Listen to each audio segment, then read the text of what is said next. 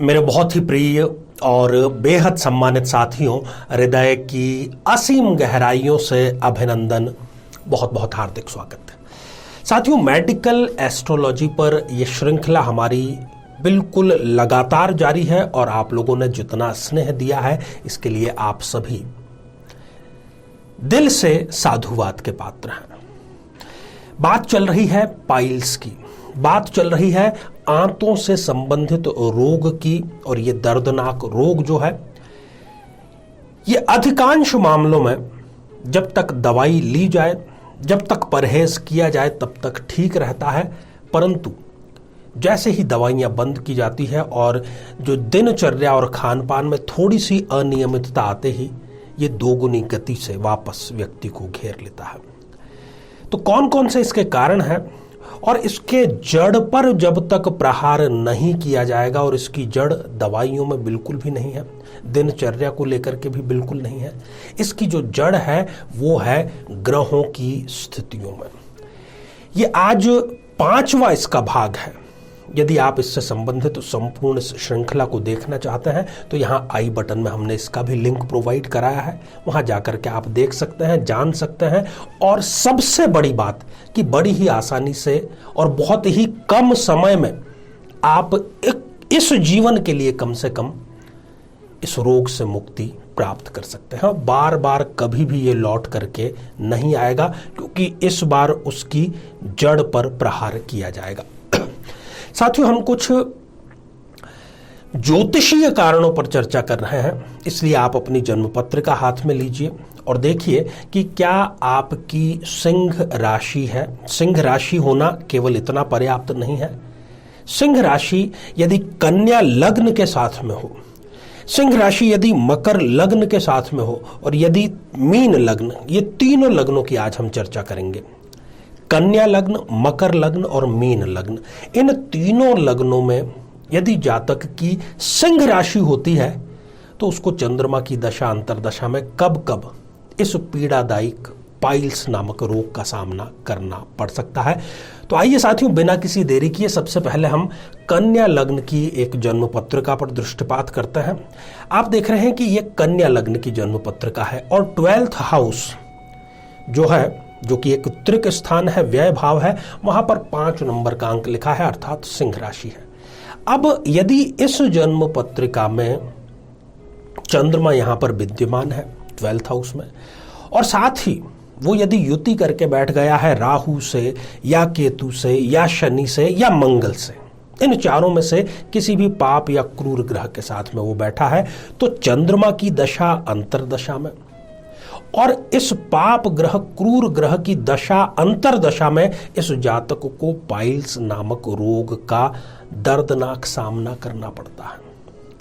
और इस दशा अंतरदशा में ही इस व्यक्ति को कुछ भीषण आकस्मिक संघर्षों का भी सामना करना पड़ता है। अब ये जो सारी युतियां हैं, इसके कुछ और भी संकेत हैं ताकि ये बात पुख्ता कर ली जाए कि हाँ, बिल्कुल ठीक और सटीक और सही बात कही गई है। इस स्थिति के कारण जो व्यक्ति है वो बचपन में किसी गंभीर बीमारी से जरूर ग्रसित होता है। उसकी जो फितरत है वो अकेले रहने की होती है, अर्थात वो एकांत प्रिय व्यक्ति होता है, थोड़ा सा निराशावादी होता है। किसी भी संघर्ष के सामने बहुत जल्दी ही वो अपने हथियार डाल देता है। अगर उसको तरक्की करनी हो, आगे सफलता थोड़ी प्राप्त करनी हो, तो उसको अपना जन्म स्थान जरूर छोड़ना ही पड़ता है। खर्चीला बहुत होता है, खर्च करते समय ये नहीं देखता कि आगे मुझे बचत के रूप में भी कुछ पैसे रखने चाहिए। साथियों, दूसरी स्थिति की बात करते हैं मकर लग्न की। अब मकर लग्न की ये जो जन्म पत्रिका है, इसके 8th हाउस में जो भी एक त्रिक हाउस है, यदि देखिए कि यहाँ पर 5 नंबर का अंक लिखा है, जो कि लिखा ही है। यहाँ पर यदि चंद्रमा विराजमान है तो मकर लग्न हो गया और सिंह इस व्यक्ति की राशि हो गई। अब यहां पर इस चंद्रमा के साथ में यदि राहु विराजमान है या फिर केतु विराजमान है या फिर मंगल विराजमान है, तो इन स्थितियों में चंद्रमा या फिर इन पाप ग्रहों की दशा अंतरदशा में ये जो व्यक्ति है ये पाइल्स से जरूर पीड़ित होता है। चंद्रमा आप देखें कि इस जन्म पत्रिका में सप्तमेश है, तो वो द्वितीय मार्केश का काम भी कर रहा है। विवाह में भी वो इनके देरी कराने का कार्य करेगा, विवाह करवा भी देगा तो वो दाम्पत्य जीवन को खटास में डाल करके ही रहेगा। ये व्यक्ति अननेसेसरी ढंग से क्रोध करता है, चिड़चिड़ा बहुत अधिक होता है और संघर्ष से ही इनको सफलता मिलती है। जीवन में कोई भी सफलता इनको बिना संघर्ष के आज तक नहीं मिली। तो इस स्थिति में भी चंद्रमा की अंतर्दशा, राहु केतु या फिर मंगल की दशा अंतर्दशा में इस व्यक्ति को पाइल्स का सामना करना पड़ता है। अब बात करते हैं मीन लग्न की। साथियों, मीन लग्न की जन्म पत्रिका में छठे भाव जो कि रोग, ऋण और रिपु का भाव है, सिंह राशि है। यदि यहां पर चंद्रमा विराजमान है, साथ ही वो यहां पर राहु के या फिर केतु के या शनि के या मंगल के, इन चारों में से किसी के साथ में भी युति करके बैठा है, तो चंद्रमा की दशा अंतरदशा और इन ग्रहों की दशा अंतरदशा में उसको पाइल्स का सामना करना पड़ता है। हालांकि चंद्रमा आप देखेंगे कि मीन लग्न में शुभ है, योग कारक है, लग्नेश का मित्र तो वो है ही। ये सारी चीजें तो व्यावसायिक सफलता के लिए और थोड़ी सी व्यावहारिक सफलता के लिए इसको मदद मिलती है, परंतु संतान से इनको कष्ट होता है या फिर संतान से वंचित रखने का कार्य भी ये करता है। विद्या में इनके रुकावट आती है और शत्रु इनके बेतहाशा होते हैं। या तो ये विदेश में जाकर के बस जाते हैं या फिर विदेश संबंधी किसी कार्य से जुड़ जाते हैं।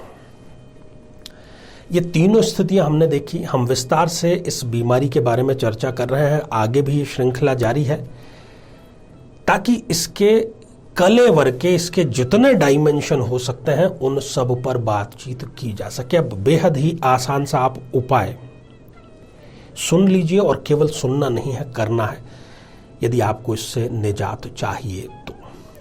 श्रावण मास में आप एक अखंड ज्योत पूरे माह जला करके रखें घर में महादेव के सामने, उनसे प्रार्थना करें, वो इस रोग से आपको मुक्ति जरूर प्रदान करेंगे। साथ ही चंद्रमा की और जिस जिस युति की यहां पर हमने चर्चा की है, आपकी कुंडली आपके हाथ में है, आप बेहतर जानते हैं, तो चंद्रमा और उस पाप ग्रह के बीज मंत्रों से, जिसमें ह्रीम का पुट हो, जो अभिमंत्रित जल है, किसी कर्मकांडी, किसी विद्वान पंडित की आप सहायता इसमें ले सकते हैं, वो तैयार करें और नियमित रूप से 27 अर्थात 27 दिन के सेवन से ये बीमारी आपकी जड़ मूल से समाप्त हो जाएगी और दोबारा लौट करके नहीं आएगी।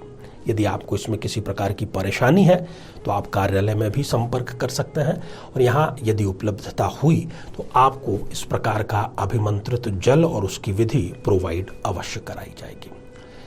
तो साथियों, ये था हमारा आज का आर्य सत्य कार्यक्रम। आप सभी स्वस्थ, समृद्ध और शांतिपूर्वक जीवन व्यतीत करें। नमस्कार।